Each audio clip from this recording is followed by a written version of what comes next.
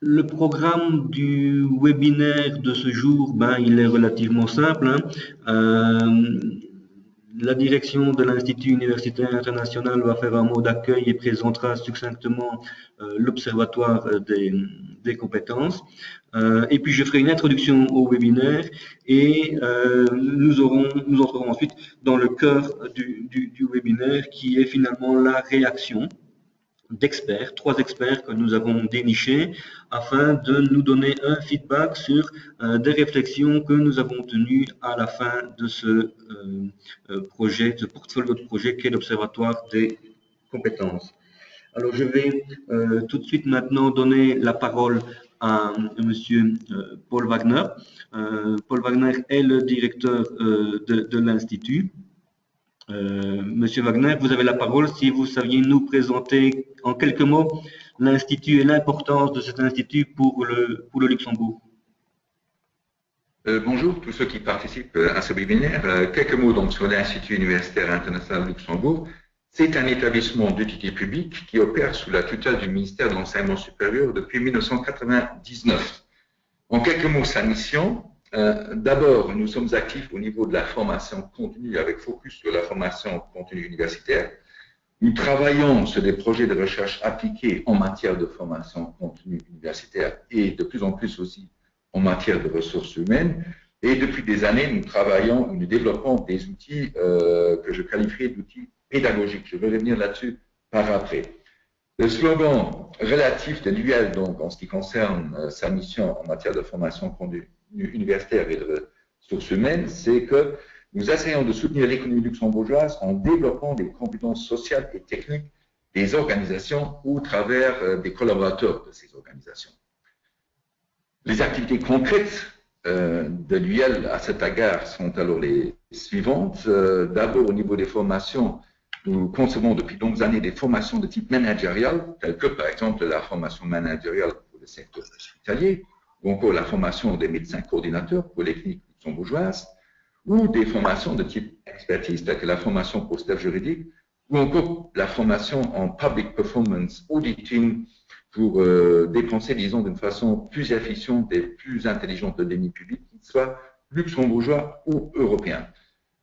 En ce qui concerne la recherche que je qualifierais de très appliquée de l'UIL, d'abord, nous faisons des projets de recherche sur la formation continue au travers de notre projet Californe, où nous avons essayé, par exemple, de concevoir, de définir, si vous voulez, le profil du formateur en formation continue, ou encore nos projets qui portent sur le double return invest de la formation continue, voire de la formation continue universitaire. Il est vrai que nous observons régulièrement que très souvent, des collaborateurs d'une organisation sont envoyés en formation continue et très souvent, lorsqu'ils retournent en entreprise, ils n'ont pas l'occasion de mettre alors en pratique ce qu'ils ont appris pendant la formation continue. Il en résulte que le return invest pour l'apprenant, mais aussi pour l'organisation, risque d'être faible et il faudrait à l'avenir faire ça d'une façon différente. Deuxièmement, sur les ressources humaines au sens large, ce qui nous intéresse à cet égard, c'est par exemple la question suivante, quels seront les profils de compétences 2020 pour le secteur hospitalier? Ça, c'est un projet que nous réalisons en collaboration avec la Fédération des hôpitaux luxembourgeois, ou quel est le rôle de l'organisation apprenante dans le contexte des ressources humaines. Rappelez-vous ce que vous avez dit il y a une minute, très souvent, les collaborateurs retournent dans l'organisation et n'ont alors pas l'occasion de mettre en pratique en musique ce qu'ils ont appris en amont pendant les formations. Troisièmement, les outils pédagogiques développés par l'Institut. Dans le cadre de nos formations managériales, telles que cette formation managériale pour le secteur hospitalier, nous avons revu à la baisse le nombre de journées de formation présentielle de 30 jours à 20 jours. Et nous essayons de combler le gap de 10 journées de formation qui ne sont plus en présentiel par un enseignement à distance. Et dans ce contexte, nous avons conçu une plateforme pédagogique pour que les apprenants puissent se préparer en amont des jours de formation qui se font en présentiel et de continuer à travailler sur ces activités de formation continue en aval des journées en présentiel. C'est ce qu'on appelle couramment faire du blended learning. Et en ce qui concerne toujours les outils pédagogiques, les plateformes publiques que nous avons aussi conçues ces derniers temps, comme par exemple la www.businessplan.lu, au travers de laquelle les créateurs d'entreprises comment dire, sont appelés à réaliser, à concevoir leur propre plan d'affaires pour répondre à toutes les questions qui risquent d'être posées par des banquiers ou par d'autres investisseurs pour financer leur projet de création d'entreprise. Nous sommes dans ce contexte aussi en relation avec les banques d'affaires financières, notamment celles qui travaillent avec les PME luxembourgeoises. Finalement, en ce qui concerne alors toujours l'Institut, en résumé, on peut donc dire que si nous sommes convaincus au niveau de l'Institut que le développement des compétences techniques ou sociales est la clé du développement personnel, et de l'organisation, voilà pourquoi nous nous intéressons autant à la formation continue et à l'employabilité des collaborateurs, du recrutement jusqu'à la retraite. Nous parlons alors en interne de lifelong employability. Et nous allons creuser davantage ces questions demain, c'est-à-dire pendant les années à venir, ou en coopération avec les autres acteurs de la formation continue Luxembourg et au niveau de la grande région, vu le marché transfrontalier.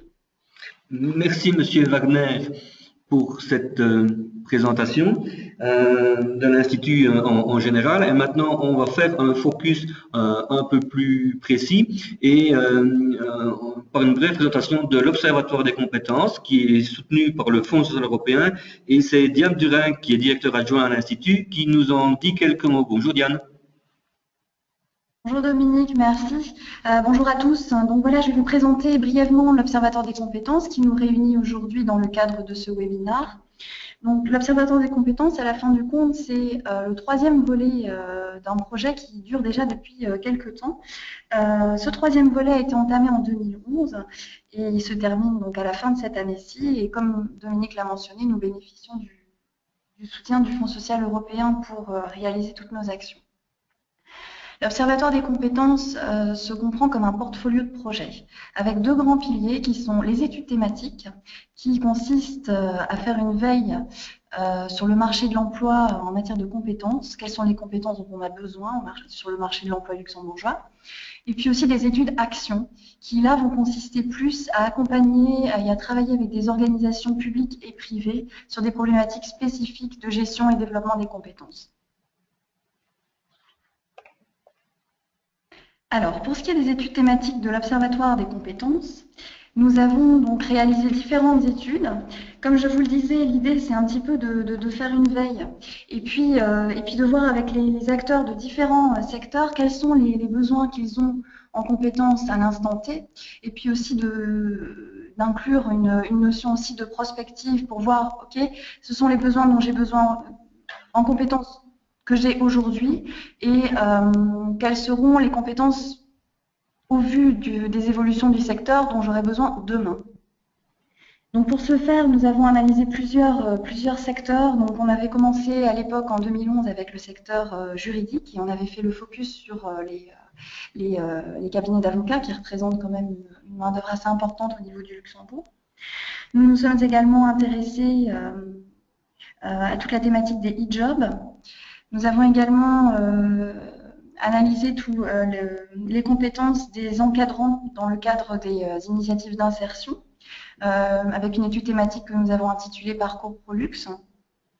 Nous sommes également intéressés aux besoins en compétences du secteur des soins. Et puis également, nous sommes intéressés à tout ce qui est thématique du case management avec un nouveau métier qui est en émergence et qui consiste à dire qu'aujourd'hui, il faut vraiment faire le lien entre l'hospitalier et les soins après hospitalisation. Donc ça, c'est pour une approche en fait un peu plus classique de veille où nous avons donc recueilli les besoins des entreprises, soit au travers d'interviews, soit aussi au travers de workshops. Et puis on a également testé une autre approche dans le cadre d'une analyse sur les compétences dans le cadre des métiers à gestes dans l'agroalimentaire. Où là nous avons testé une autre façon de faire qu'on a appelé Job Manager, qui consistait à recenser les compétences en fonction des métiers. Alors ensuite, nous avons donc le deuxième pilier qui consiste en les études actions, comme nous les avons appelées. Donc pour les études actions, nous avons testé différents outils et comme je vous le disais tout à l'heure, sur des problématiques spécifiques que vous retrouvez à gauche du tableau. Donc, on a au niveau de la première problématique tout ce qui est les entretiens de développement professionnel, pour lesquels nous avons testé différents outils de bilan de compétences afin de voir dans quelle mesure ces outils pouvaient aider les managers et aussi les collaborateurs dans le cadre de ces entretiens. Donc, sachant que ces outils peuvent permettre de mieux se connaître, aussi bien pour le collaborateur qui est évalué que pour le manager qui a évalué son collaborateur. Nous avons également testé des outils dans le cadre de la formation continue, notamment avec nos propres participants, puisque nous avons des formations managériales et dans le cadre de ces formations, nos participants sont souvent amenés à se remettre en question, notamment au niveau de leur pratique managériale, et ces outils nous paraissaient être une approche intéressante pour les aider dans cette démarche. Et puis, nous avons eu donc un test au niveau de la formation initiale, où là, on a plus procédé au niveau du public étudiant à l'établissement de profils de référence par rapport aux métiers visés par leur formation. Et puis, ça leur permettait donc de voir un petit peu ce qui était attendu et quels étaient leurs points de développement. On a également utilisé et testé des outils dans le cadre de problématiques de mobilité interne, avec des plans de succession notamment. Dans le même contexte, nous avons également testé sur des problématiques de développement des compétences en interne dans les organisations partenaires. Comment est-ce que ces outils peuvent permettre justement de mieux cerner les besoins en compétences, les besoins en développement des collaborateurs. Et puis enfin, le dernier point, c'était donc sur l'établissement du descriptif de poste, sachant que les outils peuvent permettre de mettre des mots sur les besoins que l'organisation peut avoir. Donc, juste une dernière chose, au niveau des outils qui ont été testés, nous avons testé donc, le PSV 20 d'Assess First, nous avons également testé l'approche 5+1 de Hudson, le profil ProR de Central Test, également l'approche Lominger et enfin le Disc and Values. Merci Diane. Et on va rentrer maintenant dans le vif de ce webinaire qui vise finalement à clôturer ce portfolio de projets qui s'est étendu sur 5 ans, hein, de 11, 12, 13, 14 et 15. Et plutôt que de faire une conférence ou un simple rapport, on a voulu innover. Hein, ça fait partie un petit peu de l'ADN de l'Institut d'innover. Et on a préféré à une conférence une approche plus originale. Et donc, nous avons, dès le mois de juin, organisé 4 ateliers qui ont été filmés et de ces 4 ateliers, ça n'a pas été facile parce qu'il a fallu faire des choix et c'est toujours douloureux. De ces 4 ateliers, nous avons extrait une quinzaine de capsules vidéo, donc des petits films qui font entre 2 et 4 minutes hein, et qui reprennent les points essentiels de ces 4 ateliers qui concernaient les compétences dans le cadre du recrutement, dans le cadre des plans de succession, dans le cadre du développement de carrière, c'est-à-dire tout ce qui est entretien, développement, plan de formation interne et autres. Et puis, il y avait un atelier qui était dévolu aux piliers des études thématiques, qui constitue un petit peu le think tank pour l'emploi et la formation ici au Luxembourg. Et ces 15 vidéos-là, nous les avons soumises à 3 experts qui avaient pour consigne de les regarder et de faire une sélection de 1, 2, 3 vidéos qui les inspiraient et qui les amenaient à réagir sur moi quand j'entends tel propos tenu dans tel atelier, j'ai envie de réagir de telle et telle façon, de compléter le discours qui est tenu par tel élément, par telle référence théorique ou par telle expérience de terrain. Et ces 3 experts que nous avons dénichés, vous les voyez apparaître là maintenant sur votre écran, hein, on va commencer par les dames. Bonjour Petra. Petra. Ah. Petra Bederus est en fait responsable des ressources humaines, a été responsable des ressources humaines dans de grandes entreprises. Elle a été élue HR manager en 2008. Et on voulait que Petra apporte au débat son ancrage national, parce qu'elle l'a exercé ici au Luxembourg, et qu'elle ait un regard à la fois systémique et opérationnel. C'est l'apport qu'elle a fait, qu'elle a eu, pardon, dans des projets qu'on a menés avec elle, notamment dans le cadre de l'Observatoire des compétences.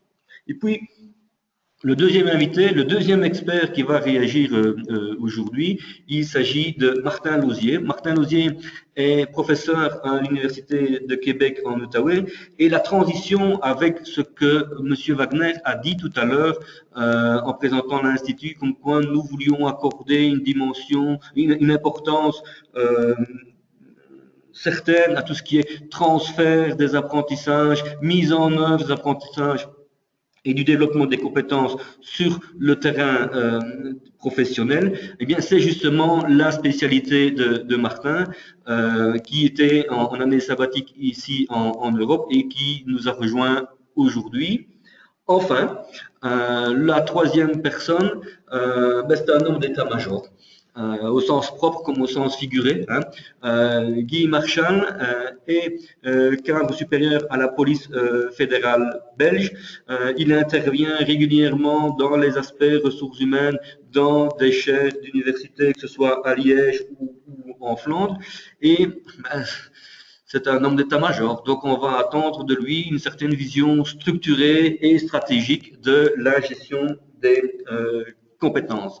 Bonjour à tous les trois, et je propose qu'on commence tout de suite avec une première vidéo. Donc la façon dont les choses vont se passer est la suivante. On va regarder la vidéo, et puis les experts qui ont demandé à voir cette vidéo nous diront pourquoi ils ont sélectionné cette vidéo-là et ce qu'ils ont à dire à son propos. Cette première vidéo, elle est tirée du premier atelier qui partait et porte sur le fait que les collaborateurs sont demandeurs de feedback, mais derrière cette demande, il y a des questions qui se posent. C'est pourquoi cette demande, pourquoi c'est important et qu'est-ce qu'on va en faire.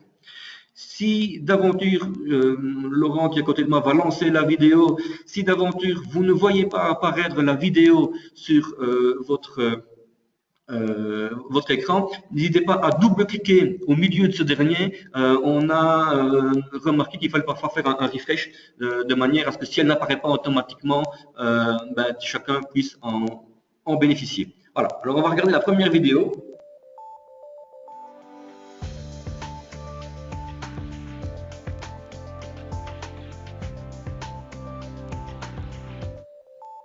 On a fait une enquête de satisfaction en 2010 et le résultat c'était que presque 2/3 du personnel demandait justement ça, avoir des entretiens réguliers pour avoir valorisé les compétences, vraiment discuter sur ton avenir, sur tes perspectives, tes projets de carrière, peut-être les objectifs de ton département, on discutait rarement. On a donné la possibilité à tous les directeurs et à tous les chefs de département de passer un test de personnalité. C'était PSV 20 d'Assess First qu'on a offert l'année passée.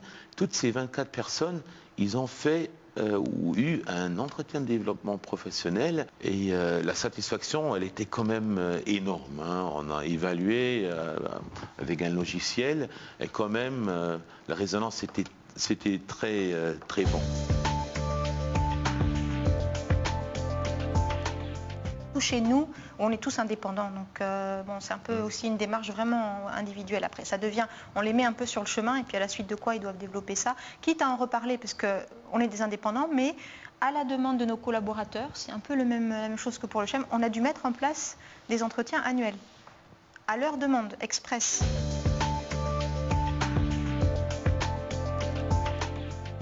Lorsqu'on met en place un tel système, donc on propose aux collaborateurs, que ce soit au CHEM, des questionnaires online pour que les collaborateurs y répondent. Alors je pars de l'hypothèse qu'il faut avoir en tête, comment dire, une vue systémique ce qui va se passer par après. Parce que c'est alors tout simplement une première opération qui se fait, et suite à la première opération, c'est le debriefing qui se fait. Et troisièmement, il faut se poser la question, dans quel contexte est-ce qu'on fait ça? Quel est l'outil de communication, l'espace de communication? Et très souvent dans les entreprises, c'est les Mitarbeitergespräche, comme on appelle ça du côté allemand, ou les entretiens de développement professionnel. Et il faut se prendre le temps nécessaire pour le faire, mais pour eux, c'est un moment très important. Ils se préparent normalement d'une façon formidable aussi, donc nous devons aussi nous préparer.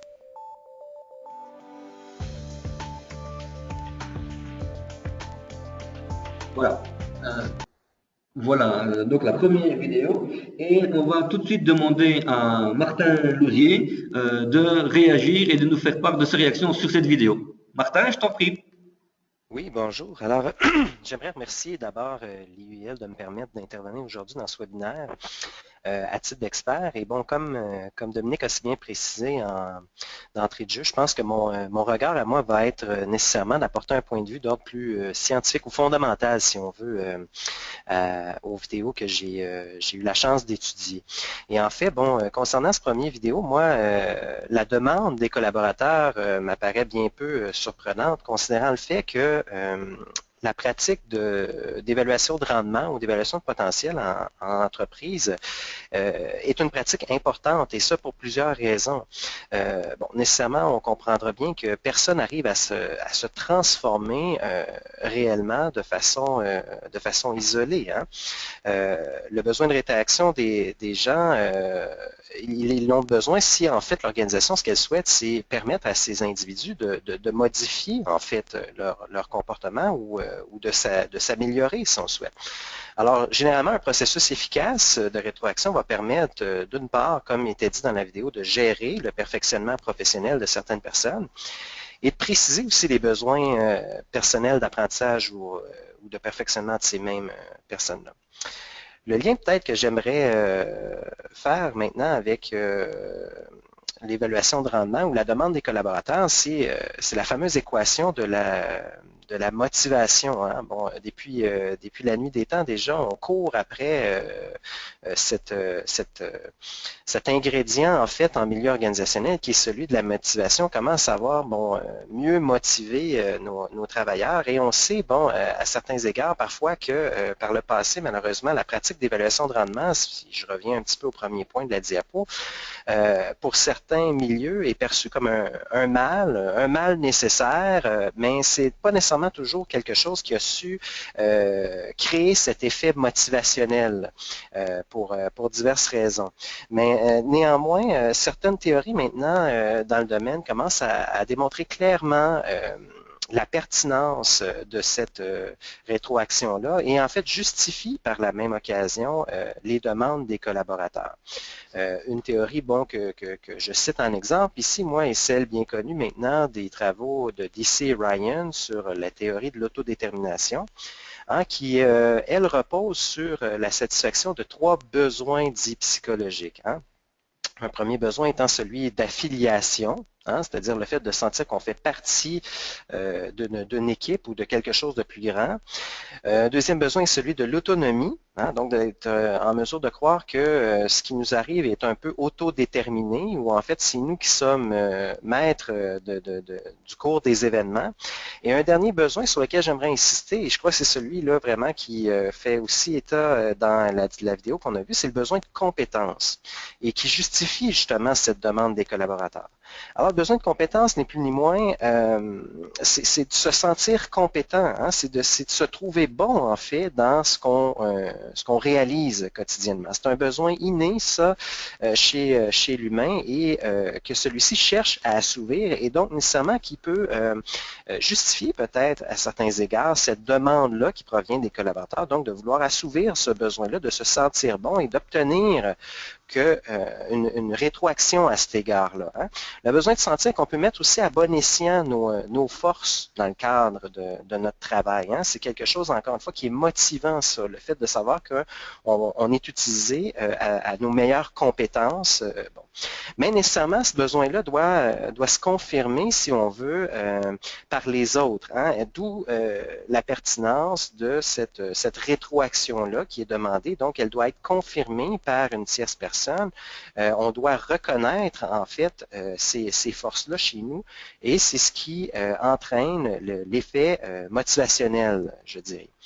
Un deuxième volet à ma réponse maintenant concerne davantage l'évaluateur que l'évalué. Hein. Il faut comprendre que pour avoir cet effet motivationnel-là, il est important également qu'au niveau de l'évaluateur, plutôt qu'on sache bien rendre le message à l'évalué, à la personne qui reçoit en fait le dit feedback. Sur ce plan, il y a des travaux récents qui ont été menés par des chercheurs canadiens à l'effet de qu'est-ce qui fait en sorte qu'une personne s'approprie un feedback donné à la suite d'un entretien de débriefing ou un entretien d'évaluation de potentiel ou quoi que ce soit, qui mettent en relief l'existence de possiblement deux dimensions distinctes à l'intérieur de cette appropriation-là. Hein.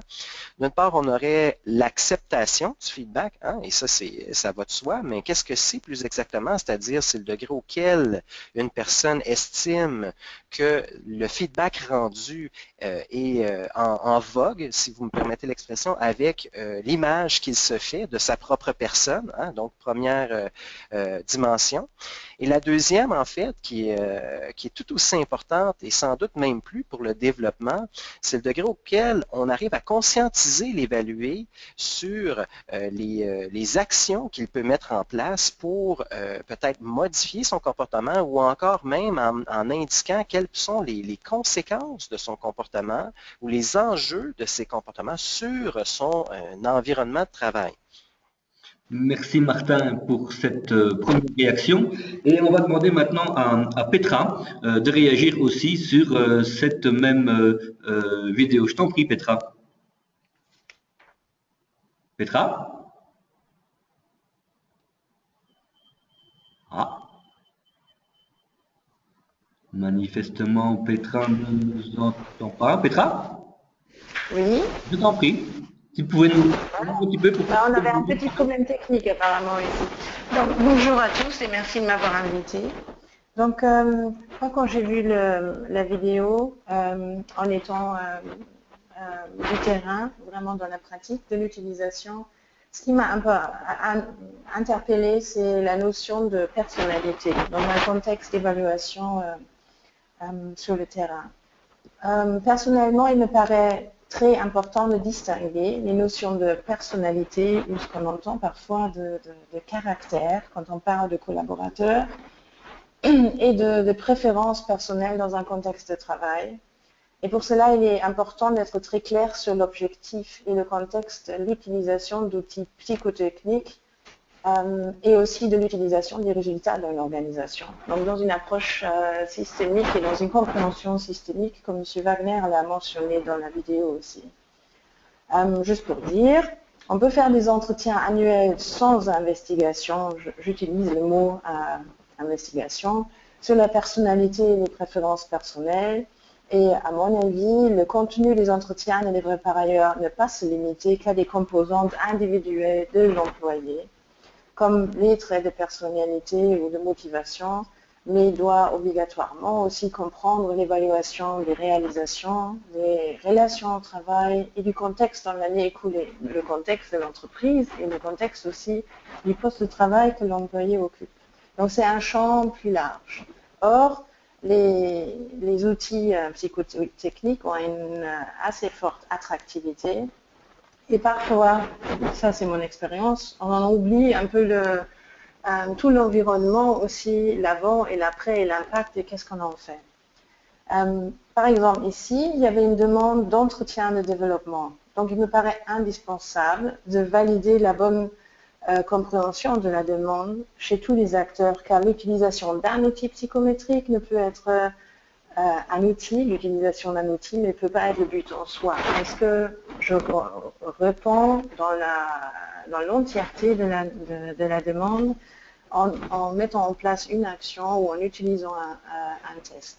C'est comme toujours, je pense que la préparation, la mise en place et la communication sur ce qu'on veut obtenir est aussi important que le résultat de chaque test, en fait.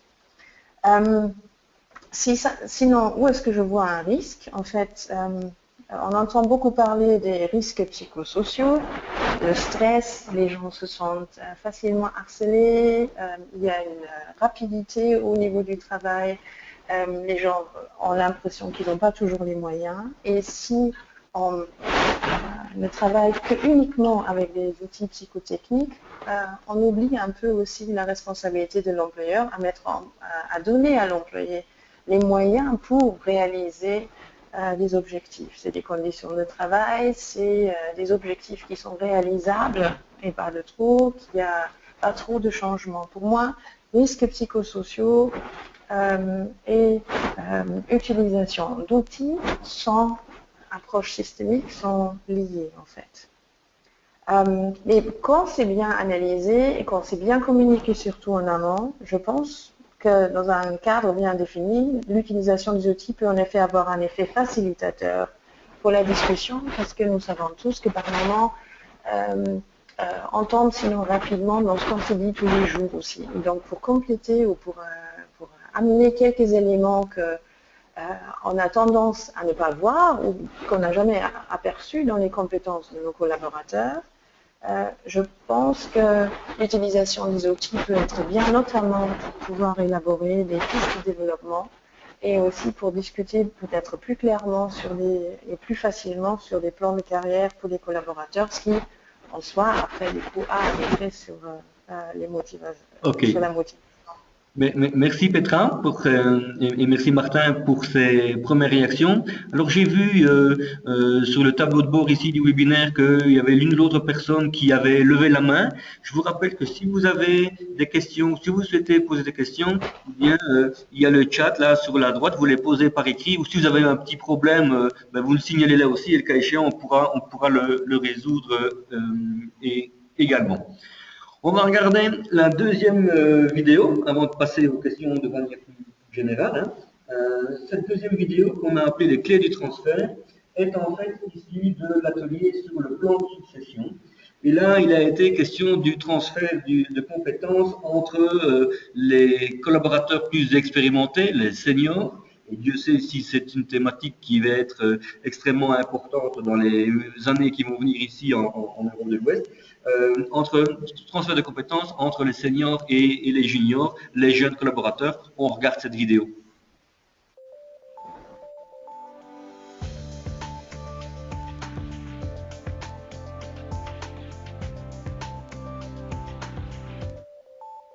Vous allez avoir les volontaires qui vont venir toc-toc aux ressources humaines et dire tiens, lui il a fait ça, pourquoi moi je ne peux pas le faire? Ok, on se pose.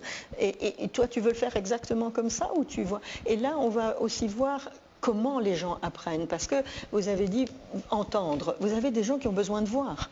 Et donc, quand vous leur mettez comme on appelle un coach, vous ne pouvez pas dire celui-là il est très bon, il ne sait peut-être pas communiquer avec celui-ci, il faut peut-être modifier les comportements de celui qui est le coach, mais aussi de celui qui va recevoir la formation. Parce que ici, ils ne s'écoutent pas ou s'ils ne se regardent pas, s'ils ne sont pas capables d'utiliser tout leur sens pour ponctionner ce qui est intéressant, on va perdre, je dirais, probablement tout le savoir de la personne parce que ce qu'elle avait à transmettre, elle ne sait que le montrer, elle ne sait pas l'expliquer.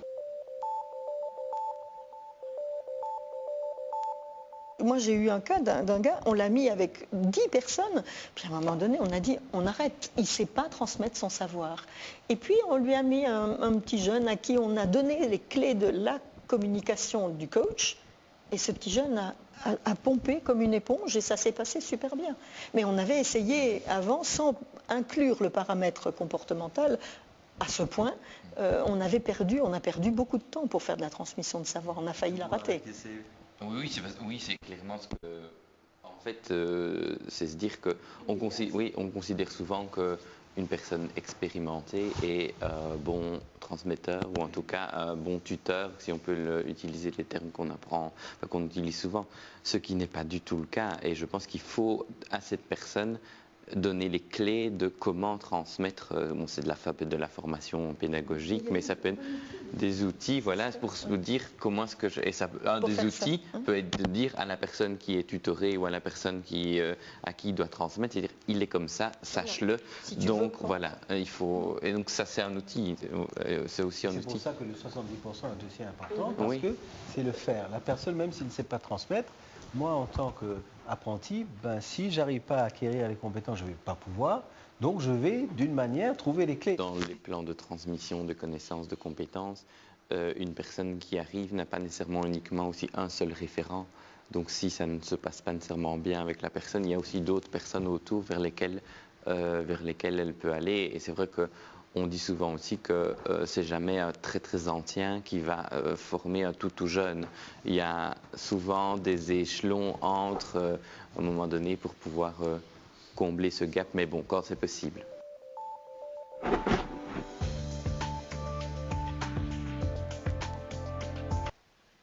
Voilà. Alors, pour réagir sur cette vidéo qui traite des clés du transfert et sur la façon dont on peut faire le passage entre les anciens, mais les plus matures et les plus juniors, eh bien, Guy Marchal voulait réagir. Je vous en prie, Guy. Oui, bonjour à tous et un grand merci également pour l'invitation. Donc, on vient de l'entendre, les gens apprennent de façon différente, les individus, mais aussi les groupes, les organisations apprennent différemment. Et on va rechercher des coachs ou on va essayer de rechercher des clés pour permettre la communication et le transfert des connaissances. En fait, bien, il y a évidemment plusieurs théories sur la façon d'apprendre. Par exemple, Kolb qui a donné un cycle qui a une alternance d'action et de réflexion pour pouvoir faire apprendre et transmettre des connaissances. Dans les formations où j'interviens, et je dirais surtout pour des cadres dirigeants, on va justement les sensibiliser à cette diversité dans les modes de transmission et d'apprentissage de leurs collaborateurs. Et nous utilisons, ou j'utilise également, une version simplifiée de ce modèle de Kolb qui est le modèle de René et Mumford. Et vous voyez sur le slide en orange un petit peu atténué dans les coins différents styles, comme par exemple le style actif. Là, nous aurons des personnes qui vont se caractériser par un goût de s'impliquer concrètement dans une expérience, de plonger dans une activité ici et maintenant. Ce goût sera également stimulé lorsqu'il y aura un élément de nouveauté ou de défi et la possibilité de jouer en tous les cas un rôle actif en interaction avec d'autres membres du groupe. Un autre style, c'est le style réfléchi ou observateur. Là, on va évidemment avoir un style caractérisé par l'importance du recul, de la distance prise par rapport aux gens et aux choses, une prudence, une réflexion approfondie avant de prendre des décisions ou d'agir. Donc ici, on va écouter, observer, penser avant d'agir, et on va également entrer dans un cadre où des personnes veulent prendre ces décisions sans contrainte de temps. Donc il n'est pas opportun pour ce genre de style de leur mettre des deadlines trop courtes pour des résultats d'apprentissage. Le théoricien, lui, ça c'est quelqu'un qui va se caractériser par une recherche de logique, de cohérence dans l'organisation des informations accumulées, un goût d'analyse et de synthèse. Ce sont des personnes qui vont avoir aimé les concepts et les modèles, qui aiment voir l'ensemble du modèle et qui aiment avoir une présentation logique des idées. Enfin, le pragmatique, là, c'est quelqu'un qui va se caractériser par un intérêt pour la mise en application des idées, des théories, des techniques, dans le but d'en valider le fonctionnement. Il faut donc un lien avec une situation de travail concrète. Ce sont des personnes qui vont apprendre, sans doute avec l'aide de spécialistes, mais il faut que ces spécialistes puissent montrer l'aspect pratique et l'opportunité immédiate d'appliquer ce qui est appris. Alors, ça, c'est, je dirais, une théorie avec des styles et dont il faut pouvoir tenir compte quand on veut jouer ce rôle que l'on vient d'évoquer dans la vidéo de coach ou utiliser les clés. Mais il faut également que l'organisation elle-même puisse mettre en place un contexte qui va favoriser ces échanges et cet apprentissage. J'ai travaillé également dans le cadre d'un projet qui voulait réaliser une organisation apprenante en termes de contexte. C'est un contexte, par exemple, pour des transferts de connaissances où l'on va développer différents axes. à la fois valoriser une culture de partage des connaissances, mais aussi fournir des moyens de les identifier, de les enregistrer, de les partager, ces connaissances. Il nous faut avoir des dirigeants qui adoptent un style de leadership qui va stimuler la créativité, la prise d'initiative, l'innovation dans les équipes. Et enfin, pour arriver à réfléchir également peut-être en matière un peu plus de structure, on peut aussi avoir une aide ou le fait d'appuyer la mise en place de centres d'expertise ou de communautés de pratique. Voilà. Merci Guy. Je pense que Martin voulait également réagir sur cette vidéo et on va continuer sur l'aspect organisationnel, je pense. Je vous en prie, Martin. Oui, tout à fait, merci. Alors bon, dans les suites logiques vraiment des propos de mon homologue, je dirais, bon, moi, je situerais vraiment la problématique peut-être à un niveau plus macroscopique. Hein. Il faut comprendre que l'apprentissage et l'apprentissage organisationnel, il faut voir tout ça comme un peu comme la construction d'une cathédrale, en fait. Et nécessairement, tout ça part, bien évidemment, par un apprentissage qui est fait à des niveaux individuels.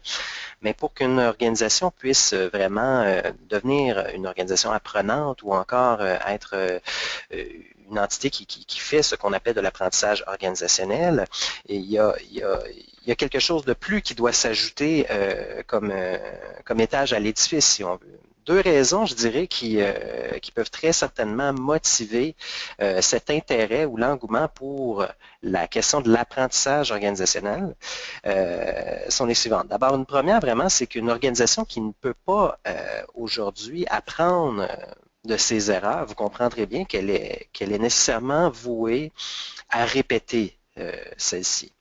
Il faut aussi comprendre, comme deuxième raison, qu'une organisation qui n'arrive pas non plus à conserver ses expertises collectives qu'elle développe à travers ses interventions ou à travers les années, se retrouve généralement en situation perpétuelle de réapprentissage. Hein? Donc, elle passe jamais en mode action, en fait, ce qui pourrait réduire, en fait, sa capacité aussi à réagir efficacement, si on veut, aux défis qu'elle rencontre.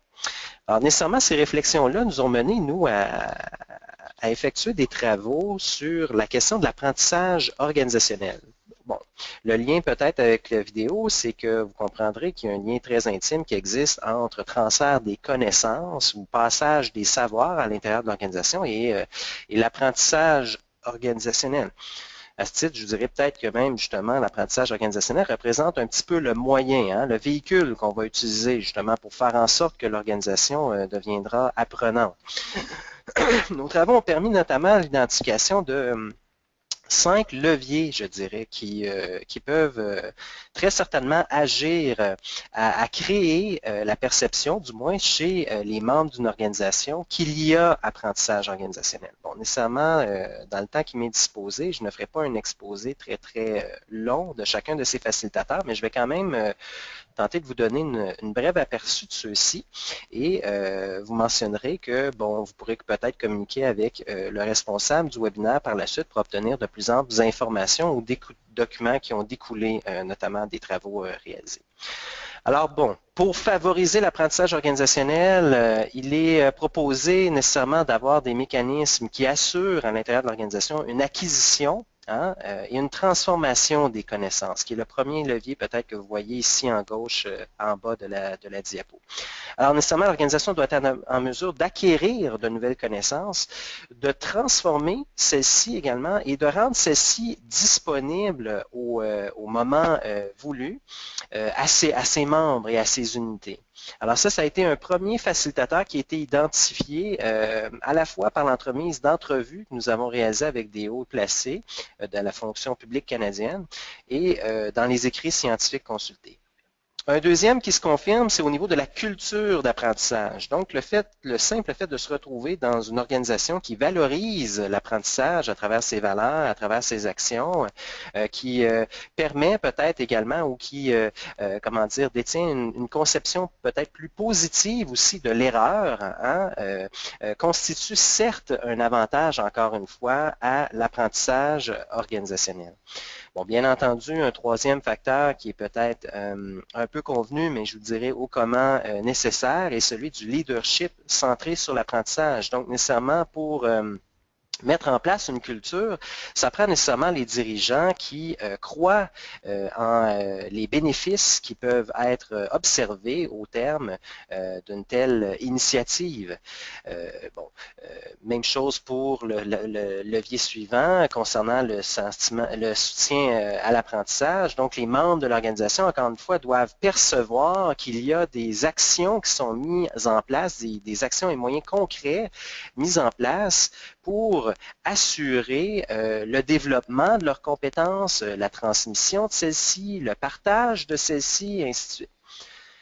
Le dernier levier est celui de la gestion stratégique des connaissances. Donc, au-delà de la culture ou au-delà des bonnes qualités des leaders qui sont en place ou encore du soutien qui est perçu de la part des membres de l'organisation, encore faut-il que l'organisation se dote d'un plan stratégique qui permet de lier à ses objectifs d'ordre plus opérationnel ou stratégique des vertus développementales ou encore des initiatives d'apprentissage à l'interne. Donc, parmi les études qui nous a été possible de réaliser, notamment au Canada, nous sommes arrivés à élaborer sur la base de ces 5 facilitateurs-là un inventaire qui permet réellement de capturer la présence de chacun de ces facilitateurs-là au milieu de travail et qui, par la suite, selon les résultats obtenus, peut très certainement se décliner en autant d'interventions possibles pour améliorer ou accroître l'un ou l'autre de ces facilitateurs-là à l'apprentissage organisationnel. Diapositive suivante, maintenant, ce que je vous présente, c'est qu'il faut comprendre que c'est bien beau l'apprentissage organisationnel, mais de façon générale, où achoppe de telles initiatives, c'est dans l'imputabilité ou la responsabilité qui est accordée à chacun des acteurs de la chaîne de commandement, encore une fois, si je peux me permettre l'expression. Ici, je prendrai le rôle du manager ou du supérieur immédiat ou en fait du chef d'équipe à travers lequel, je vous dirais, passe nécessairement la grande majorité des messages. On en est arrivé, nous, à concevoir l'implication de cet acteur-là pour le processus de transfert des connaissances ou encore une fois pour le processus d'apprentissage organisationnel dans une perspective multiniveau. Alors, à un premier niveau, et qui, selon nous, nécessairement est peut-être plus impliquant, mais aura d'autant plus d'effet sur le transfert des apprentissages ou encore l'apprentissage organisationnel, c'est le niveau primaire. Alors, au niveau primaire, vraiment, ce qu'on cherche à faire, c'est de prévenir les problèmes de transfert en agissant à la source. Donc, vraiment sur l'organisation du travail, sur les pratiques organisationnelles. Qu'est-ce que ça peut vouloir dire, ça, concrètement? Souvent, c'est est-ce que les supérieurs immédiats, dans leur évaluation de rendement annuel ou biannuel ou quinquennal, selon les modes d'évaluation en vigueur, sont vraiment imputables pour les actions qu'ils font en ce sens. Est-ce qu'ils ont, est-ce qu'on accorde de grandes valeurs à l'encadrement qu'ils font de leurs ressources dans une perspective d'apprentissage organisationnel, et ainsi de suite. Donc, ce sont vraiment des choses qui sont peut-être plus endémiques, qui sont peut-être plus difficiles nécessairement à mettre en place, mais qui au commun peuvent avoir un effet plus fort, plus probant, si on veut, sur le transfert des connaissances. À un deuxième niveau, vous comprendrez bien que ce qui est vu ici, c'est la formation. Donc, essentiellement, c'est de sensibiliser ces acteurs clés-là du processus à l'importance qu'ils ont à travers diverses initiatives de formation ou programmes d'apprentissage d'ordre divers ou de programmes de développement du leadership. Alors, ce serait ce qui constitue les actions à ce second niveau-là, niveau qui peut avoir certes de bons effets, mais des effets qui sont peut-être moindres que ceux qui seraient attribuables au niveau primaire. Et à un troisième niveau, le niveau tertiaire, c'est vraiment ce qu'on observe dans beaucoup de milieux de travail, je dirais. C'est aussi ce qui est peut-être le plus pragmatique, ce qui est le plus accessible, c'est ce qui est aussi peut-être le moins dérangeant parfois pour certaines organisations. C'est la mise en place d'un certain nombre d'initiatives qui permettent la mise en place d'une culture qui est vraiment centrée sur le transfert des apprentissages et on y propose toutes sortes de moyens qui sont non envahissants, tels peut-être des plans d'apprentissage ou encore d'avoir des énoncés de culture ou de mission qui mettent en valeur cet esprit-là, ou d'avoir des discours qui sont faits par certains acteurs clés de l'organisation pour s'assurer de l'alignement stratégique de ces initiatives-là, encore une fois. Donc, c'est un niveau qui est, je dirais, peut-être nécessaire et utile, mais certainement pas suffisant au transfert réel des connaissances et à une orientation vers l'apprentissage organisationnel. Alors, on va passer un... Merci Martin et Guy pour vos commentaires. Alors, on a déjà reçu un certain nombre de questions, hein. J'invite ceux qui le souhaitent à continuer à les poser au travers de la chatbox. Il y a des personnes qui ont levé la main, donc dites-nous pourquoi vous avez levé la main au travers des petits messages sur le chat. Moi, j'avais une première question. Vous avez commencé à y répondre, Martin, maintenant, mais comment fait-on ou comment peut-on faire pour garder les savoirs de l'entreprise autrement que par coaching? Vous avez parlé d'initiatives qui étaient intéressantes. Vous avez des exemples concrets, enfin, vous ou d'autres, d'initiatives prises au niveau des organisations justement pour promouvoir cette culture d'apprentissage? Oui, bien tout à fait. Je dirais, bon, quelques exemples. On en vit un présentement, un tel exemple, hein, par la mise sur pied, par exemple, d'un forum d'échange électronique, bon, qui peut être fait non de façon peut-être plus circonstancielle, mais de façon plus ponctuelle à l'intérieur de la vie de l'organisation, de mettre sur pied des communautés de pratique également pour certains groupes occupationnels, peut-être pour les gestionnaires de premier niveau, de partager de l'information sur les meilleures pratiques de gestion, hein, auprès des gestionnaires, d'effectuer des études de benchmarking auprès de d'autres organisations et de rendre disponibles peut-être à travers ces communautés de pratiques-là les résultats qui en découlent, de mettre sur pied des ateliers, par exemple, de réflexion pour évaluer les conditions de succès peut-être d'un projet ou préalablement à la tenue de celui-ci, ou sinon encore les principales raisons de son échec, hein. Et je pense que la notion d'erreur en milieu organisationnel, vit souvent de sa mauvaise réputation, hein, alors que je crois qu'il y a de l'avenir aussi dans l'idée de se concentrer peut-être sur les vertus positives de l'erreur en milieu organisationnel et de savoir comment est-ce qu'une organisation peut apprendre de ces situations-là.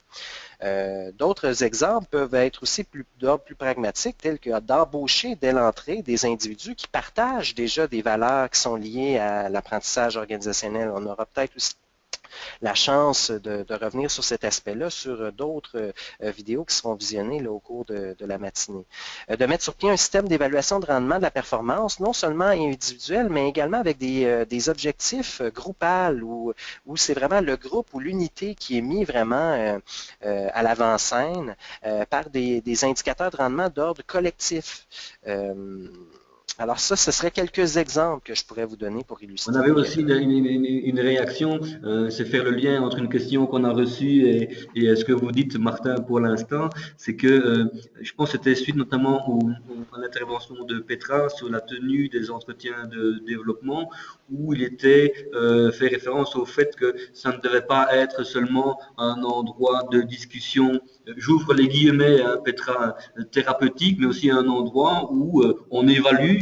C'est aussi un endroit où on fixe des objectifs, on regarde comment ils ont été atteints, ce qui a fait qu'ils ont été atteints totalement, partiellement, voire pas du tout. Petra, quel dosage ferais-tu, c'est un peu ça la question qu'on a reçue, entre la dimension reconnaissance sociale humaine d'un entretien de développement et la dimension plus opérationnelle, plus rendement, comme le disait Martin maintenant? Je pense que c'est un peu difficile de donner une bonne recette à appliquer à la règle. De manière générale, moi je pense que quand on parle des réalisations, on parle forcément aussi de la personne.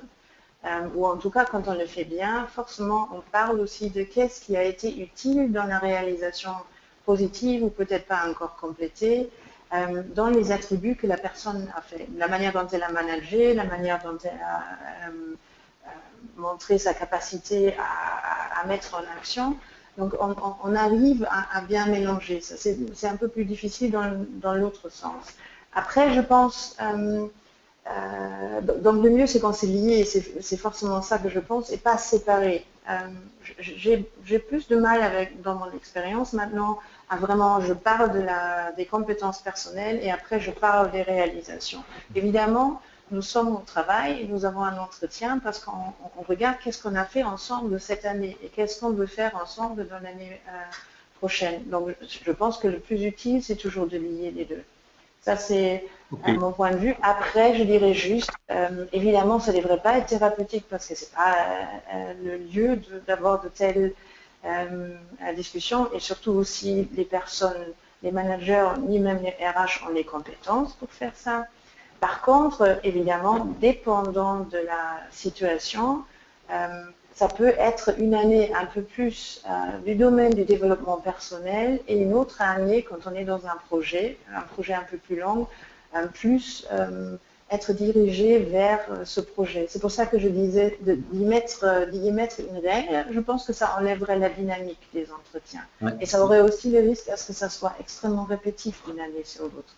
Je vais reprendre, merci pour cette réponse Petra, et je vais reprendre un commentaire que je lis ici sur le chat qui dit concernant l'argumentaire de Martin Lauzier, chaque cas doit être un développeur de personnel direct de ses collaborateurs et le tout c'est un dosage effectivement qu'il faut trouver. On va maintenant regarder, là, il y a encore des questions, mais bon, je dois de nouveau me forcer à être le gardien du temps, mais il y a d'autres choses intéressantes à dire. Et la troisième vidéo, elle va parler, elle a été réalisée dans le cadre de l'atelier qui traitait du recrutement. Et dans cette vidéo, comme dans d'autres vidéos, elles sont toutes sur le site de l'Institut universitaire, il va être question notamment de la Learning Agility, qui est apparemment une compétence très à la mode, très sensible, et qui a inspiré, je pense, la plupart de nos experts. Hein. Et on va regarder la vidéo, et puis on va voir ce qu'ils vont nous dire là-dessus.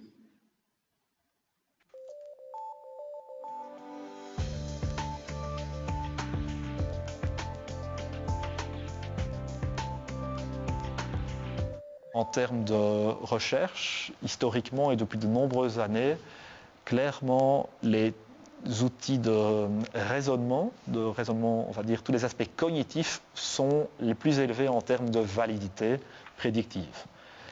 C'est-à-dire, très schématiquement, si vous vous basez sur la recherche et que vous ne voulez utiliser qu'un seul outil, vous choisissez un test de raisonnement abstrait. C'est celui-là qui a le plus de chances de vous faire sélectionner le bon candidat. L'intelligence globale reste le facteur de succès le plus important. Est-ce que ça veut dire que je conseille de ne pas faire d'entretien, de ne pas faire de questionnaire ou autre? Pas du tout. Parce que ces autres outils vont avoir d'autres valeurs ajoutées, comme par exemple le fait de pouvoir évaluer l'adéquation entre le candidat et la fonction, l'adéquation entre le candidat et la culture de l'entreprise, ce genre de choses-là. De toute façon, un des aspects les plus importants à garder en tête, c'est que la combinaison d'outils est ce qui apporte les résultats les plus élevés en termes de validité prédictive.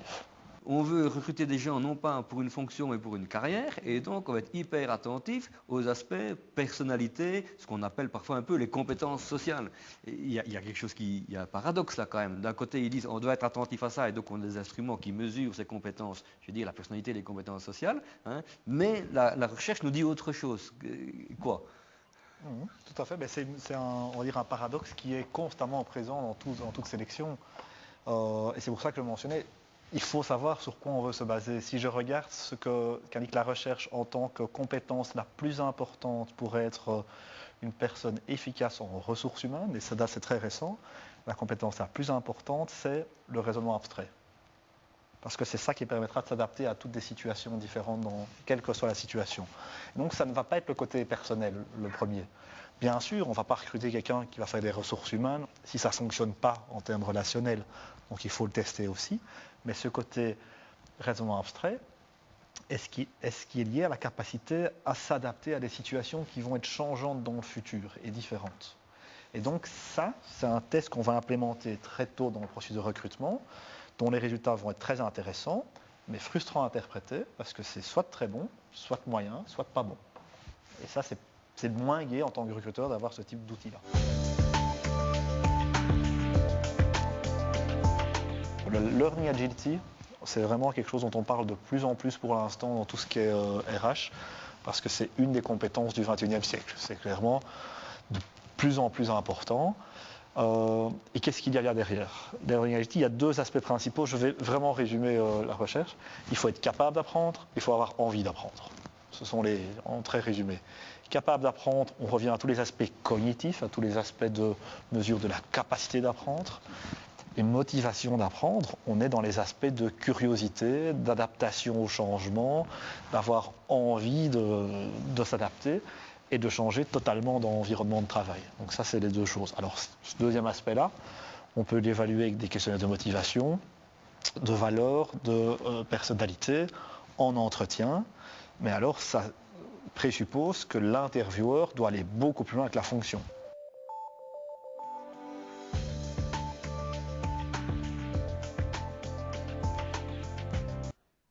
Voilà, donc dans cette vidéo, finalement, il y avait deux thématiques. Hein. C'était la capacité prédictive des questionnaires, des entretiens, de l'outillage finalement du recruteur et la learning agility. Alors, Kim Marshall, au niveau de la prédictivité de certains instruments de sélection, vous vouliez dire un mot? Oui, tout à fait. Donc, comme le slide le présente, et un petit peu dans la ligne de ce qui a été dit dans la vidéo, effectivement, les différents outils peuvent avoir des validités tout à fait différentes. Et voici ici le résultat d'une étude qui a été menée il y a déjà un certain temps, mais qui montre que l'on peut aller de la graphologie à 0,02 jusqu'à des aspects plus cognitifs. Et on le voit, malgré tout, ces aspects cognitifs n'atteignent pas une prédictivité très très élevée. On l'a évoqué dans la vidéo et je le confirme tout à fait, c'est évidemment un mélange de différents tests, de différents outils qui va permettre d'aller un petit peu plus loin. Et vous voyez, ce n'est pas un hasard, les assessment centers par exemple vont aller beaucoup plus haut en termes de validité des résultats. Mais, on l'a bien dit également, les métiers, les fonctions, les carrières dans les entreprises évoluent. Ça devient difficile de pouvoir tester une connaissance bien particulière. Les fonctions évoluent vers une notion plus de rôle, différents rôles que la personne va jouer successivement dans l'entreprise. Et donc, on va davantage orienter la sélection vers, d'une part, des capacités à s'intégrer dans l'entreprise. Je ne reviens pas ici sur ces aspects de valeur et d'indicateurs de comportement qui y sont liés, mais aussi sur cette fameuse capacité d'apprendre. Et là, on parle d'une learning agility qui regroupe à la fois un aspect être capable et d'autre part avoir envie. Et là, disons que j'aime bien une connaissance qui a développé une petite réflexion basée sur le fonctionnement électrique. On voit ici dans le schéma que le potentiel, la puissance d'apprentissage, donc la learning power, est en fait la combinaison, la conjonction de, d'une part, un flux d'informations, information flow, et d'autre part, une tension d'apprentissage, la learning tension. Et ici, il faut comprendre cette tension d'apprentissage comme étant justement cette motivation que les gens vont avoir à apprendre, leur envie d'apprendre, mais qu'ils peuvent évidemment avoir de façon plus ou moins naturelle, mais qui, à nouveau, peut être stimulée par les responsables, par les dirigeants dans leur style de leadership. Et enfin, si l'on considère donc toute cette potentialité d'apprentissage, qui est l'ensemble du carré bleu, on voit que les personnes vont pouvoir apprendre en fonction de leur learning competence, donc de la compétence d'apprentissage qui est bien là leur capacité à apprendre. Et on peut revenir alors sur effectivement cette notion de l'aspect cognitif et d'être capable à apprendre. Et donc, très important donc d'avoir dans une entreprise à la fois un environnement qui met l'information à disposition, un leadership qui stimule l'innovation et l'envie d'apprendre, et la capacité des individus à apprendre donc à un niveau plus individuel, plus personnel. Voilà ma réflexion. Merci Guy. Et moi, ce que je trouve intéressant, c'est que vous nous parlez de potentiel. Ça me rappelle vaguement mes cours de physique. Et il a été beaucoup clairement question de learning agility quand on a parlé de la distinction à faire entre les hauts performeurs et les hauts potentiels dans les entreprises. Et finalement, le potentiel d'apprendre contribue largement au potentiel des collaborateurs. Martin voulait réagir aussi sur l'aspect capacité d'apprentissage. Oui, en fait, j'inverserai peut-être toutefois les points de la diapositive pour, bon, dans l'ordre, revenir avant tout sur les points relatifs à la validité prédictive de certains instruments de mesure. Et bon, là encore une fois, je rejoins tout à fait là, les propos là, de mon homologue et aussi certains de ceux qui sont mentionnés dans la vidéo. Il faut comprendre que effectivement, l'intelligence, le facteur G, ou appelons-le comme on veut, en sélection de personnel, c'est un résultat pour lequel on détient des preuves relativement assez éloquentes, je dirais. C'est possiblement un des résultats les plus robustes qui existent même en sélection de personnel ou même en psychologie du travail des organisations, qui est celui du lien positif qui existe entre généralement ces habiletés cognitives-là et la performance en emploi. Toutefois, il faut comprendre que cette relation-là positive qui existe entre ces deux variables-là est modérée par le niveau de complexité de l'emploi. Alors, passé un certain niveau de complexité, le lien positif entre les habiletés cognitives et la performance devient moins clair, moins évident. Donc, c'est comme pour des emplois de plus haut niveau ou des emplois d'ordre plus stratégique. C'est comme si ce n'était plus nécessairement cette variable-là qui allait, ou le score à ce test-là qui allait nécessairement faire en sorte qu'on allait trouver le meilleur candidat. Parce que vous comprendrez bien que plus on s'élève à l'intérieur de l'organisation, plus nécessairement la qualité des candidatures repose à la fois sur d'autres éléments, et plus on s'élève également, bien plus souvent ces candidats-là scorent déjà très haut au niveau du fameux facteur G. Donc, il existe peu de discrimination entre les candidats reçus. Il faut comprendre toutefois qu'avec l'application de ces tests-là, il y a certains effets adverses. Hein. Donc, ce sont concernant l'expérience appliquant, là, quelque chose qu'on n'a pas nécessairement abordé dans la vidéo. Il faut comprendre que les gens qui sont appelés à prendre ces tests-là, lorsqu'ils participent à des processus de sélection, ne font pas toujours nécessairement de gaieté de cœur. Hein. Donc, ce sont des tests qui ont généralement des problèmes au niveau de la validité apparente. Les gens arrivent peu à voir, en fait, le lien qui existe entre l'emploi pour lequel ils postulent et le test qu'ils passent à l'intérieur d'un processus. Il y a des études qui ont été menées aussi à savoir s'il existait des différences entre des tests d'ordre plus général, testant des habiletés d'ordre spatial ou encore quantitatif, versus des tests d'intelligence dits plus spécifiques, hein, menés plus concrètement sur les tenants d'un métier particulier, d'une profession particulière, quoi que ce soit, pour se rendre compte qu'en fait, c'est que le second permet ou offre la perception ou donne la perception aux candidats qu'ils réussiront à faire mieux, mais généralement, les résultats à l'un ou à l'autre sont relativement similaires. Hein. Qu'est-ce qu'il faut retenir ou voir dans l'utilisation des tests comme ça? En tout cas, du moins, moi, l'utilisation que j'en fais en pratique de façon générale, c'est qu'il faut voir également qu'il y a un comportement chez l'applicant à l'intérieur de ces tests-là. Hein, d'une part, on peut regarder le score obtenu, oui, très certainement, le nombre de bonnes réponses, mais aussi ces tests-là, il ne faut pas oublier que souvent, ils sont administrés sous une pression du temps. Alors, le candidat ne bénéficie pas d'un temps illimité pour pouvoir répondre à l'ensemble des questions d'un questionnaire d'intelligence, mais souvent, on le limite à quelques minutes seulement. Il peut être intéressant aussi parfois de considérer la prise de risque. Hein? Le fait qu'une personne réponde peut-être à 30 questions à l'intérieur du temps permis, mais qui en ait réussi 20 sur 30, peut être une indication de quelque chose, versus une personne qui a répondu seulement à 15 questions et qui a eu 12 sur 15. Alors, peut-être qu'à ce niveau-là, comme condition d'utilisation, c'est aussi d'essayer de penser aux autres éléments qui peuvent être intéressants de considérer dans une évaluation. Je passerai maintenant au point sur l'adéquation entre la personne et l'emploi. Bon, nécessairement, oui, c'est bien l'intelligence comme facteur, mais je pense qu'une des vedettes montantes, en tout cas du moins en sélection de personnel, c'est aussi le critère qui concerne cette fameuse adéquation-là qui existe entre personne, emploi et organisation et qui est quelque chose de nouveau, étudié depuis peut-être les 30 dernières années, pour lequel encore beaucoup de recherches, je vous dirais, restent à venir, mais du moins qu'on observe quand même des résultats qui sont non négligeables. À cet égard, je dirais, une étude récente d'ailleurs démontrait que le lien qui existait entre le fit à l'embauche et le niveau d'engagement organisationnel d'un individu quelques mois après son intégration dans l'organisation était positif. Donc, nécessairement, le défi pour l'employeur ici, c'est de savoir comment intégrer ces maillages-là à l'intérieur de l'élaboration de ce qu'on appelle maintenant sa marque employeur. Hein? Donc, de pouvoir faire une sélection sur la base de sa marque employeur. Merci Martin. À ce stade, moi je vais peut-être faire le lien avec la dernière vidéo de ce matin. On a, sur la quinzaine qui a été réalisée, on a dû en choisir 4. Vous en avez choisi 4, hein, vous les experts.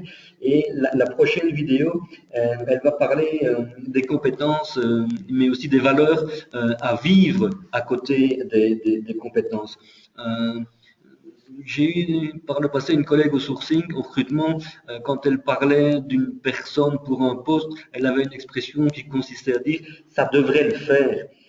Et donc, terminer ce webinaire par une dernière vidéo qui traite des valeurs à vivre dans l'entreprise, c'est une manière aussi d'appréhender la manière dont le candidat va fitter avec le poste à pourvoir. On regarde la vidéo.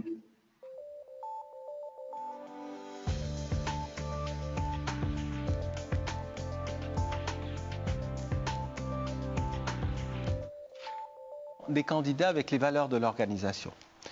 Et là, je vais citer un petit peu Jack Welch, qui était un maître dans tout ce qui était plan de succession, et il a transformé GE, donc les gens vont dire ça fait un bout de temps, mais c'est quand même la référence encore, qui lui disait que dans une organisation, on a 3 catégories. On a les stars, ceux qui performent bien, et en plus font ça en alignement avec les valeurs de l'entreprise. Formidable, ceux-là, il faut absolument les garder, les chouchouter, les garder à vie.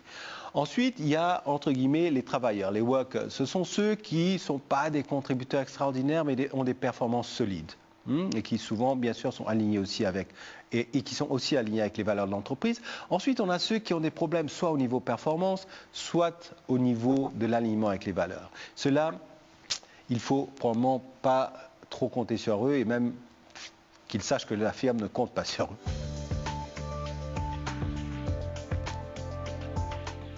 On en sous-estime, à mon avis, très souvent cette question de valeur. Et je ne pense pas aux valeurs telles qu'elles sont reprises dans un rapport d'activité. Je ne pense pas aux valeurs telles qu'elles sont affichées sur un site web d'une organisation. Je pense aux valeurs telles qu'elles sont réellement vécues dans l'organisation. Et lorsque ces valeurs sont réellement vécues et partagées, j'invente, par 80% ou 90% des collaborateurs, recruter alors de l'extérieur quelqu'un qu'on importe d'une certaine façon, qui ne connaît pas ces valeurs, et ça lui prendra 3-4 années pour vraiment savoir comment fonctionne cette organisation et les collaborateurs dans cette organisation, ça complique les choses. C'est une des raisons pour lesquelles, je me rappelle d'une autre organisation qui les avait aussi abordées, qu'ils avaient eu des expériences, mais très négatives, avec des personnes qu'ils avaient recrutées d'extérieur et qui en avaient marre d'une certaine façon, qu'ils ont privilégié depuis lors, non pas de recrutement de l'extérieur, mais plutôt identifier les high potentials en interne pour les mener d'un niveau 1 à un niveau 2, voire les préparer pour les postes de CEO ou de directeur général adjoint, par exemple, parce que ça cause moins de dégâts, si je peux m'exprimer de cette façon. Moi, je me rappelle d'une autre organisation, pour être très concret, où cette organisation était confrontée, si je peux me permettre de le formuler de cette façon, avec un collaborateur, une collaboratrice, qui était très fort en compétences techniques, qui avait certains problèmes au niveau des compétences sociales, et notamment qui ne savait pas adhérer aux valeurs vécues dans l'organisation. Et je me rappelle ces valeurs vécues dans cette organisation, c'était la transparence, la communication aussi en interne, comme vers l'extérieur, et le travail en équipe. Donc un personnage très fort en compétences techniques, mais qui ne savait pas s'adapter à ces valeurs-ci. Avec le résultat, à la fin du compte, que l'organisation et le ou la collaboratrice, finalement, ont décidé de se séparer. Donc ça peut aller très loin. Je crois que c'était aussi David qui le disait. Vous pouvez disposer de quelqu'un qui est qui a un potentiel de compétences techniques très fort, mais lorsqu'il ne peut pas œuvrer ou travailler au sein d'une équipe parce que les projets deviennent de plus en plus complexes, on a besoin de travailler dans des équipes, alors on ne peut rien faire avec ce potentiel.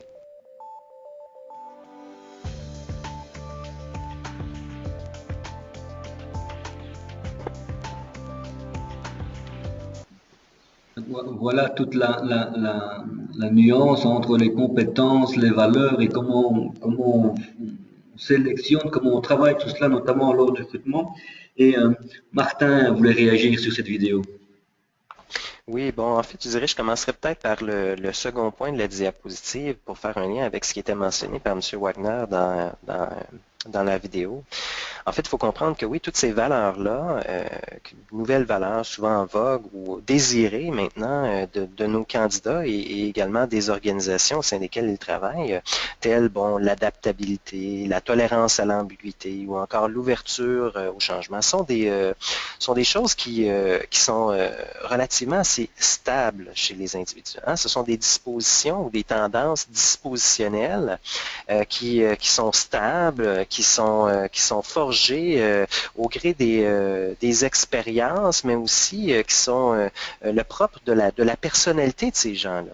Et je pense qu'il parfois, il faut reconnaître les limites du formable.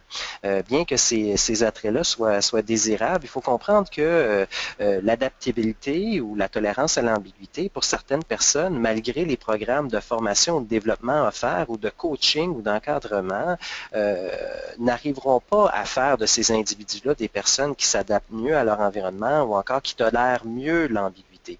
Ce qui vient peut-être justifier maintenant la place de la personnalité en sélection de personnel, donc qui revient peut-être au premier point maintenant de la diapositive. Donc oui, en effet, ce qu'on observe, contrairement au passé, bien qu'il y ait un historique très long de l'usage des tests d'intelligence en sélection de personnel, je vous dirais, il y a 50 ans, on ne parlait pas d'usage de tests de personnalité à des fins de sélection, tout simplement parce que c'était une mauvaise pratique.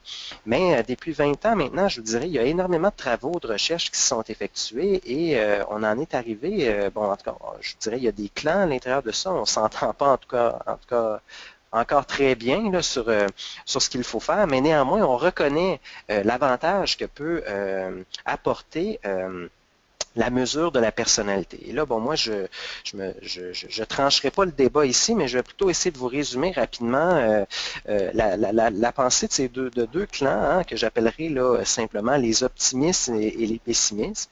Alors, du côté des optimistes, pourquoi que la personnalité pourrait être importante en sélection de personnel, hein, pour être en mesure de vraiment évaluer l'adéquation qui peut exister entre les valeurs de l'individu et celles de l'organisation.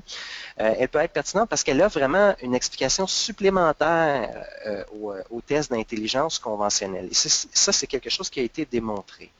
Hein, donc, c'est un élément qui est stable de la personne ou de l'individu, donc nécessairement moins formable et doit être pris en compte dans le choix d'un candidat pour travailler au sein de l'organisation. Chez les pessimistes, ben maintenant, je vous dirais, pour eux, c'est que oui, on observe peut-être de tels effets, mais selon eux, les effets observés restent relativement assez marginaux et ne sont peut-être justement pas assez fiables encore à l'heure actuelle pour qu'on puisse vraiment considérer un tel usage. Ceci dit, elles peuvent être plus utiles chez certains corps et métiers ou emplois particuliers et peut-être moins chez d'autres nécessairement. Un autre argument qu'allèguent les pessimistes est à l'effet de la facilité prétendue pour les candidats de feindre leur réelle réponse à de tels examens, à de tels inventaires de personnalité, ou du moins le degré auquel ces inventaires de personnalité-là sont hautement plus sensibles aux biais psychologiques, bon, tels le faking ou la gestion des impressions, ainsi de suite. C'est quelque chose, ça, qui est, oui, comment dire, duquel on atteste, mais pour lequel on détient encore bien peu d'informations sur le plan empirique, à savoir quel est le réel effet de ces tactiques-là sur les résultats observés à ces tests de personnalité-là. Naturellement, l'avenir nous le dira.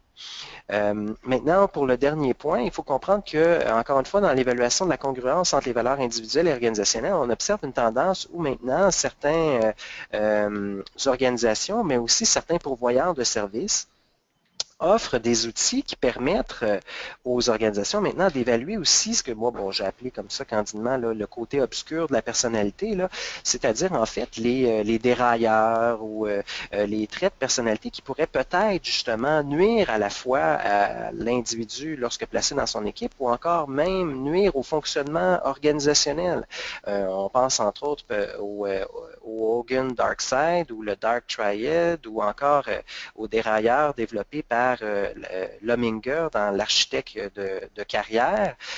Donc, ce sont des caractéristiques qui, lorsque surutilisées, peuvent parfois mener sur une mauvaise route, peut-être certains candidats ou certains employés. Alors, c'est une tendance qu'on voit ça apparaître chez certaines organisations. Ok. Petra voulait aussi réagir sur cette vidéo. Oui, moi, c'était plus sur le niveau apprentissage organisationnel dont on a déjà parlé aussi. Je pense que ce qu'on a vu là aussi réfère à cela. Il est clair que le développement d'un plan de succession est très important et utile pour préserver les compétences et les valeurs gagnantes de l'entreprise. Ça, c'est le winning team, le winning setting, et cela permet aux collaborateurs d'avoir des plans de carrière et avoir aussi une bonne vision sur ce qui est demandé. Or, je pense que si on utilise un plan de succession pour remplacer carrément le recrutement externe, parce qu'on essaie d'éviter le risque et l'effort nécessaire d'intégration me paraît porter un risque de reproduction sociale pour l'entreprise, qui risque de s'enfermer sur elle-même et limite sa capacité d'évoluer. Et pensez juste aux effets de génération qui ont, les générations Y, Z, X, qui ont quand même à la base des valeurs légèrement différentes. Alors, je pense que c'est encore une fois une question de bonne balance. La solidité des valeurs de l'entreprise et sa compétitivité et sa capacité de s'inscrire dans l'avenir, je pense, dépendra aussi de sa capacité à s'ouvrir au nouveau et de l'intégrer et de se développer et de développer aussi ses valeurs en fonction de cela.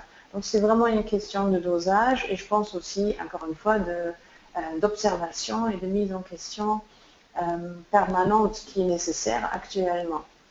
Alors, adéquation personne-organisation, oui, mais laisser de l'espace aussi pour l'innovation, pour la curiosité et pour le développement continu.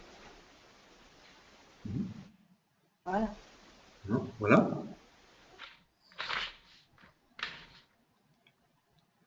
Ok, mais voilà, on arrive un peu à la fin de ce webinaire. On a encore l'une ou l'autre question et c'est clair que il y avait ces aspects dérailleurs là qui sont cités par l'un ou l'autre et qui sont relativement importants. Mais tout à l'heure, j'avais une question par rapport à l'image que l'on peut donner au travers des outils et de la manière dont on recrute. Quelle est votre expérience à vous en tant que responsable des ressources humaines sur l'aspect image que l'on peut donner de l'entreprise au travers du processus de recrutement mis en œuvre? Vous avez des choses à dire là-dessus? Bah, oui, si je peux. Oui, je t'en prie, Petra. Bah, j'ai travaillé dans un secteur de consultance avant aussi, et en tout cas, le feedback qu'on a souvent entendu des candidats, c'est que dans un secteur semblable, avec des packages, notamment pour des jeunes diplômés, très semblables, qui varient très peu, sur des parcours de développement sur les premières années extrêmement semblables aussi, les candidats ont dit qu'ils ont fait finalement le choix moins sur une légère différence de salaire que sur comment le processus a été conduit et aussi sur la qualité des entretiens. Donc en fait, c'est moins donc la prédictibilité, mais sur la qualité des entretiens, de l'échange quand même, le facteur humain qui a influencé là encore une fois et qui peut correspondre en fonction des valeurs, et c'est intéressant, là on retombe dans la dernière vidéo,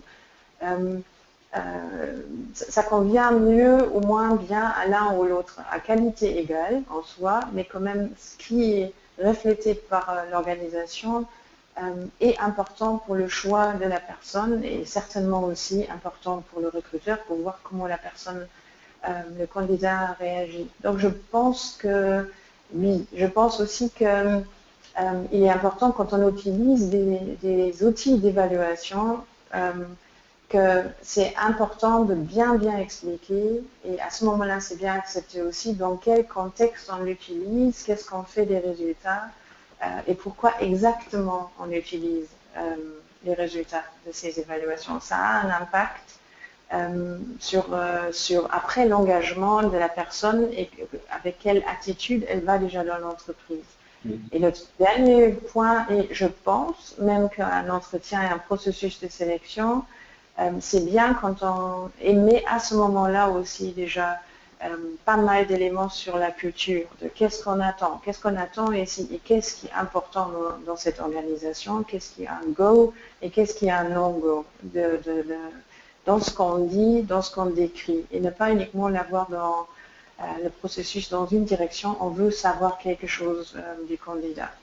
Parce que ça a un impact après sur la réussite et sur la longueur de l'adaptation. Ça, c'est une hypothèse, je ne l'ai pas validée scientifiquement, mais j'aurais une hypothèse que l'adaptation est plus rapide lorsque, dans le processus de recrutement, on a déjà transmis des éléments sur les valeurs et sur comment ça fonctionne dans l'organisation. C'était aussi important, c'est une des choses que tu as ressorti dans un des ateliers, où notamment tu faisais référence aux différentes générations, hein, X, Y maintenant, et que les générations les plus jeunes étaient demandeuses de feedback immédiat par rapport aux résultats, à leur questionnaire et à leur travail à l'assessment qui était fait de leurs compétences. Mais Guy voulait aussi intervenir et réagir.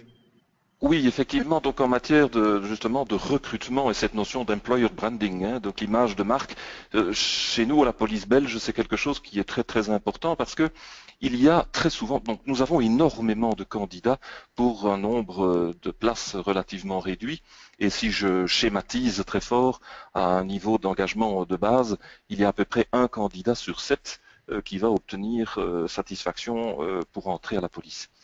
Et donc, il est très important qu'on puisse avoir aussi une image correcte de ce à quoi les gens doivent s'attendre quand ils sont candidats.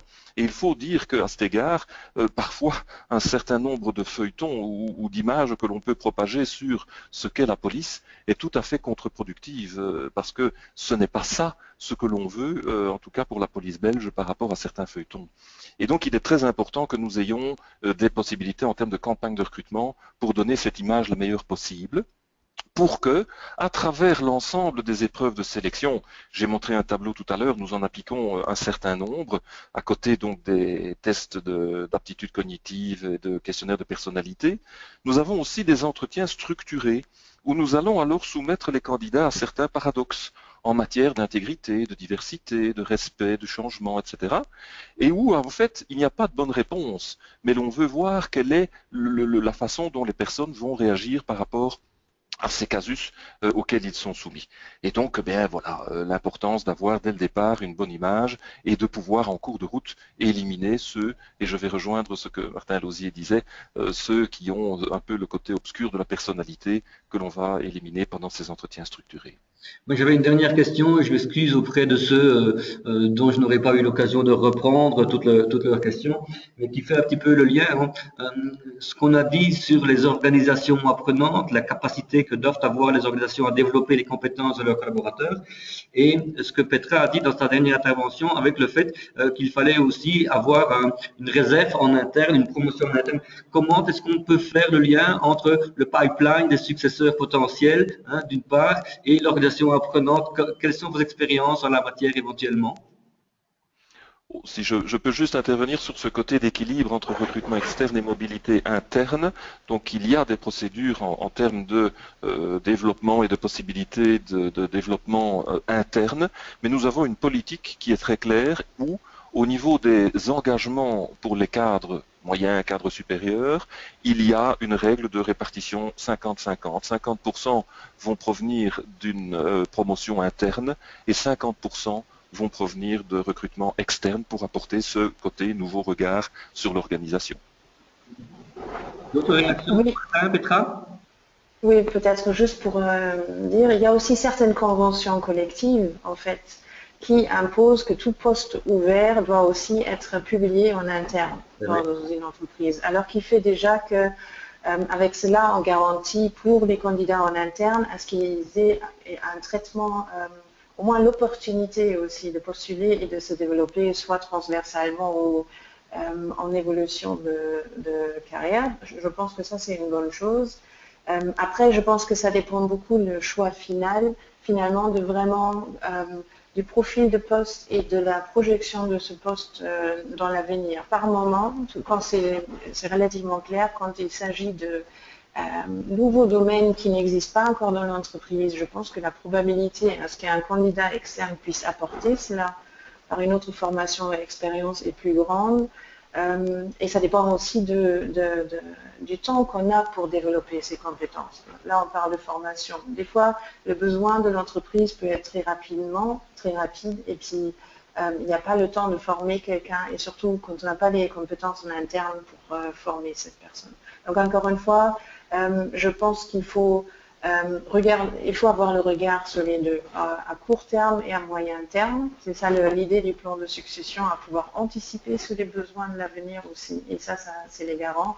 Quand c'est les besoins immédiats, je pense qu'il faut regarder the best person for the position, dans l'intérêt de l'organisation.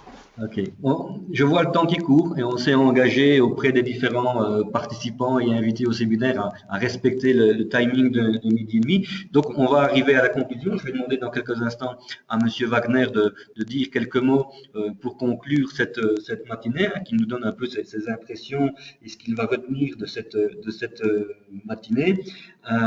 Avant cela, simplement vous rappeler que le webinaire a été enregistré, que dès qu'on aura fini les aspects techniques, on l'aura mis, on le mettra sur notre site. Et sur notre site de l'Institut, vous trouverez également l'ensemble des vidéos qui ont été réalisées en clôture de ce portfolio de projet qu'est l'Observatoire des compétences. Une quinzaine de capsules vidéo dans lesquelles on va notamment aborder toutes l'aspect relatif aux études thématiques, le second pilier qui n'a pas été abordé ce matin, mais qui est néanmoins un pilier important de l'Observatoire des compétences. Monsieur Wagner, éventuellement, quelques mots pour conclure? Pas facile de conclure. Hein. J'essaierai de faire ça, comment dire, sur deux axes. D'abord, en termes de conclusion, et par après, ce qui pourrait se passer suite à ce webinaire. Alors, pour conclure, sans aucun doute, c'était un sujet, c'est une thématique passionnante. Toute cette thématique des ressources humaines et comment on peut arriver, contribuer à développer les compétences de ses collaborateurs. Deuxièmement, en ce qui concerne les personnes qui ont participé à ce webinaire, bon, il ne fallait pas les convaincre. Là, on aurait prêché à la chapelle. Donc, tous ceux qui ont participé sont passionnés des ressources humaines. Troisièmement, concernant l'exposé de M. Lauzier, et notamment l'argumentaire qu'il faisait sur les 5 facilitateurs de la Learning Organization, donc là, j'ai bien pu comprendre, si je me trompe, que oui, si une organisation veut bien se préparer pour demain, pour l'avenir, il faut qu'elle dispose d'une stratégie de développement, pour elle-même déjà, pour l'organisation en tant que telle. De cela, il faudra dériver une stratégie RH pour disposer alors demain, dans 5 ans, dans 7 ans, des ressources humaines dont on aura alors besoin. Troisièmement, si on veut aller dans cette direction, il ne faut pas seulement faire du bavardage, il faut devenir concret, définir des actions concrètes de formation continue, des actions concrètes d'entretien des développements personnels, fixer lors de ces objectifs, lors de ces EDP, des objectifs concrets et réalistes à atteindre et à les évaluer aussi par après. Et toujours en ce qui concerne M. Lauzier, si je m'en rappelle bien, cette histoire de transfert des apprentissages, transfert du savoir et du savoir-faire, ça c'est très important. Et dans ce contexte, c'est pas seulement le service ressources humaines qui est concerné, mais à la fin du compte, il est apparu que chaque cadre est alors un développement personnel. Ou comme le dire en langue allemande, jede Führungskraft ist ein Personalentwickler. Je crois que Petra Buderus pourrait voir ça de la même façon. Concernant l'exposé de M. Marshall, je n'ai pas tellement entendu dire d'une façon claire, mais j'ai cru comprendre entre les lignes que peut-être le secteur public est encore un terrain plus complexe pour développer les collaborateurs. Donc, les fonctionnaires du secteur public que c'est déjà le cas pour les organisations du secteur privé. Alors, en ce qui concerne maintenant ce webinaire, Dominique va prendre la parole par après pour remercier tous ceux qui ont participé. Moi, je me pose la question, quelle sera la suite de ce webinaire? Pourquoi? D'abord parce qu'il est clair, l'importance des ressources humaines au Luxembourg et pour le Luxembourg, c'est une donne tout simplement. C'est la seule richesse à laquelle nous disposons, nos propres ressources humaines et les ressources humaines dites transfrontaliers. Puis, deuxièmement, ces ressources humaines, de mon point de vue personnel, ne sont pas assez exploitées dans le cadre de la plupart des organisations. On n'en profite pas assez comme on pouvait en tirer profit dans l'intérêt de l'organisation, comme dans l'intérêt des collaborateurs pour les développer vers d'autres postes, par exemple. Troisième chose à dire, les ressources humaines dans les organisations luxembourgeoises, qu'elles sont du secteur public ou du secteur privé, sont d'abord considérées et davantage comme un coût et pas assez comme un investissement.